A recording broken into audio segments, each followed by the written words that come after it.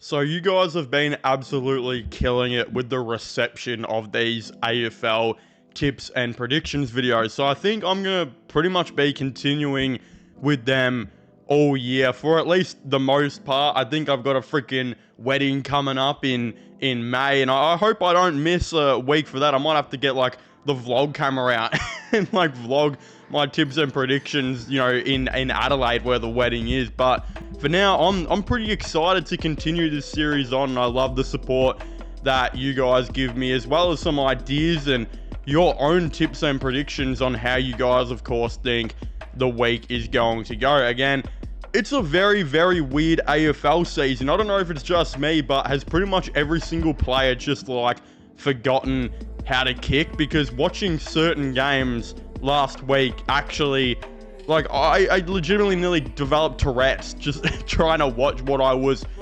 seeing with my own eyes. It wasn't great. But we're on, of course, round 4 of the AFL now. My tips and predictions I think have been doing okay, which is good because I'm making up for my Supercoach team being absolute booty cheeks right now. So we're going to be starting off with the first game of the week, which is on a Thursday night, Collingwood versus Carlton. Now, this one is a pretty crazy matchup because, as we know, the season really just hasn't gone well for Carlton at all. Again, I actually made a video applauding what Carlton did in the off-season by trying to change up their team and make their midfield a little bit less one-dimensional. Again, I thought it was good they moved on from Matt Kennedy and brought in Jagger Smith to change it up a bit. Again, I ended up being massively wrong there because Matt Kennedy is now balling up right now on the Bulldogs. Jagger Smith is out for the whole year, and you've got players like Sam Walsh who just look like they're not even half their old self, like a quarter of their old self. Like, I think Sam Walsh was even doing some tagging work the other week on players like Ed Richards, which, if you told me Sam Walsh, if you told me 2 years ago the Sam Walsh would be getting killed in the midfield and reduced to as a tagger, I would just not have believed you. But with all the injuries he's had, amongst the other problems right now in Carlton, their season just, it's not going well. They're 0-3, and I don't think it's going to change against Collingwood. Again, I think the Pies, they should get the job done here. And I mean, some people are saying they're going to get the job done quite convincingly. I don't personally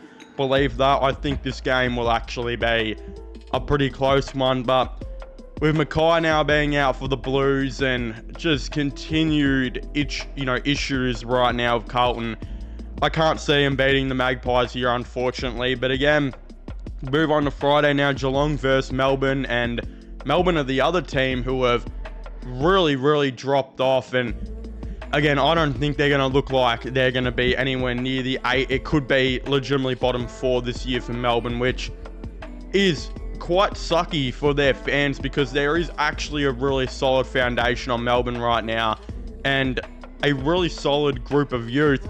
They're, of course, just developing now their 15 23 man rotation, but then it's like their high echelon players of Christian Petrarca are not playing to their best ability and just don't really look like they want to be there. So Melbourne are struggling a little bit right now.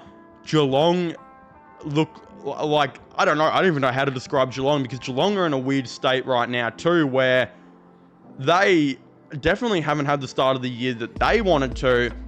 But in saying that, the game against Brisbane was an unfortunate loss for them, and they're probably not going to overreact to it too much. It's Geelong. They know they're a kick-ass team, and they know they're going to bounce back. And I think this will be the game against Melbourne. They should handle them quite well at GMHBA, so I wouldn't worry too much. Again, Gold Coast versus Adelaide. I love what both of these teams are doing this year, but I got to say, man, I called it, bro. I thought Gold Coast were going to be a big powerhouse in the off-season. Again, I think I tipped them to finish 6th in my AFL ladder prediction, earlier in the year that I did with Ty.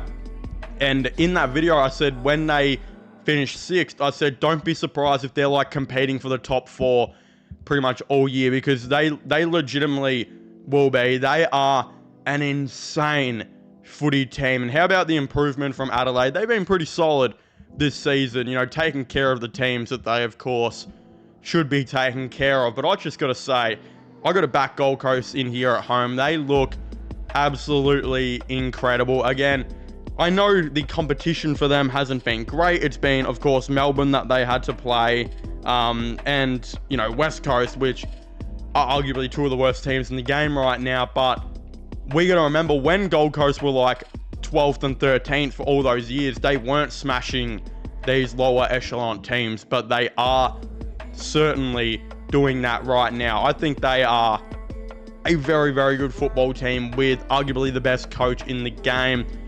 I think they will beat Adelaide here. That is my tip of the round, I suppose. I think I'm pretty confident in that too. Again, we got Richmond versus Brisbane. I'm also genuinely really confident that the Lions are probably going to come into the G here and smash the Tigers again.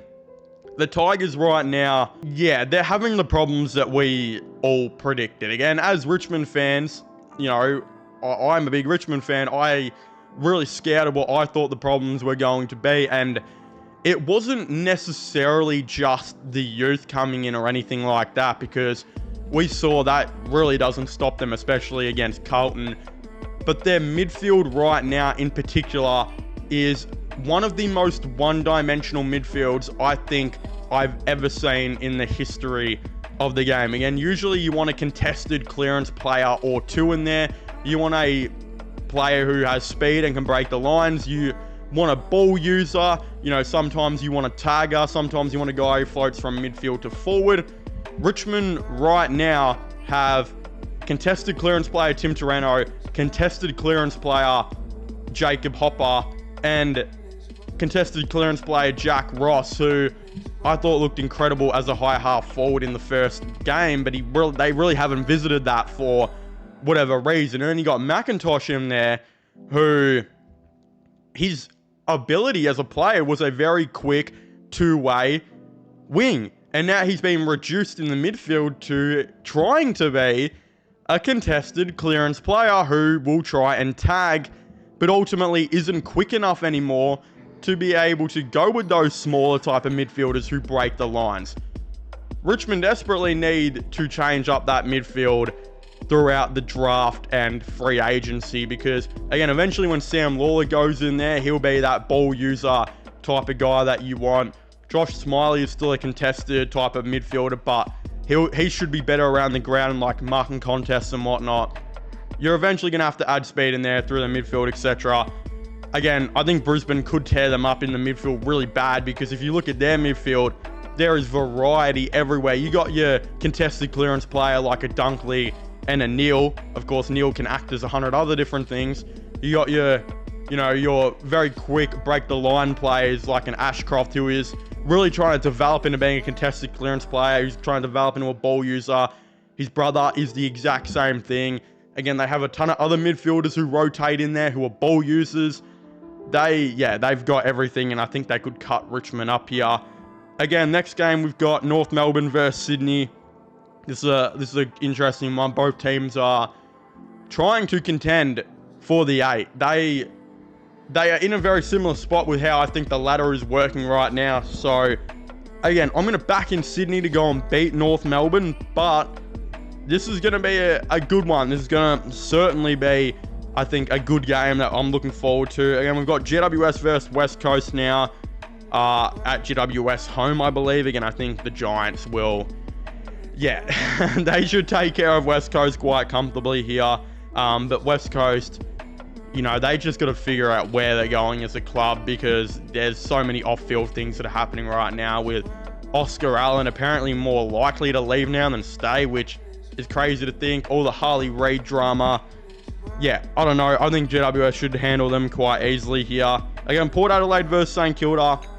St Kilda have actually had a pretty good start to the year, completely destroying the Tigers, and, of course, beating the Cats, which was a massive, unexpected thing that no one saw coming. Again, Port Adelaide are a shell of their former team, of last year, due to, of course, injuries and players leaving and a coaching turnover. It really isn't their fault that they've dropped off. Like, they could come out next year with just a retooling in the off-season, getting Zach Butters and whatnot back from injury. The new coach next year, they could really change things. Again, this is a weird game because I don't know. I'm still trying to figure out where St Kilda and Port Adelaide are at clubs. You know, is St Kilda, are they trying to make the 8? Because they look pretty good. Are Port Adelaide going to try and go on a rebuild, or are they going to continue to try and achieve, you know, long-term success like they always have? I really don't know. You know what? This is going to be the first game that I'm going to tip as a draw because I have no clue who's going to win this one. This is my first draw tip of the year. Yeah, I've just kind of pulled that out of my ass. Please don't call me out in the comments for it. Have a laugh. I don't really know what's going on. Again, we've got Fremantle versus the Dogs at Optus. Again, I have loved what Fremantle have, you know, been trying to do in the off-season. It hasn't quite worked in the season just yet. I mean, they got to come good, right? They have to come good. While the Dogs look pretty good. Like, I'm looking at the ladder right now. They're, you know, 2-1. They have a lot of injuries, but they continue to keep rolling and continue to keep performing. Matt Kennedy he's having his best ever season with them. Ed Richards is showing why he thinks Richmond should offer him over $1 million a year. They're looking beautiful as a team, and they've still got all the players to come back. And can I just say, I was doing my top 5 key defenders the other day with a mate, and I was like, at 1 or 2, interchangeable, I think Andrews or, of course, why am I forgetting his name? Sam Taylor from Giants, right? And then I was thinking, Wiedering's probably at 3. There's a lot of guys who could have at 4, like a Jeremy McGovern. And I was like, you know what? I'm going to be different here. All of my friends are saying like McGovern and all these other players at 4. I was like, legitimately, why can't Rory Lobb be there? This guy has been insane this year. Like, legitimately so insane. I think right now he is an All-Australian key defender. And I know it's early on in the year and he could completely drop off.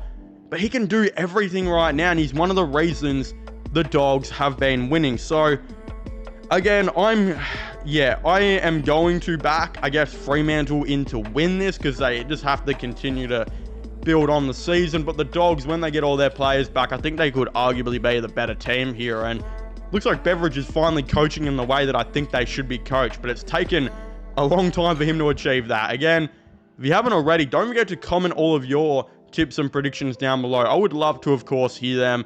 Subscribe to the channel for all the latest sports content and sports news, AFL related videos, of course. Go check out my my gaming channel, which will be getting linked in the description down below. You know, leave a like, subscribe, and comment, guys, and I'll be seeing you guys next time. Goodbye.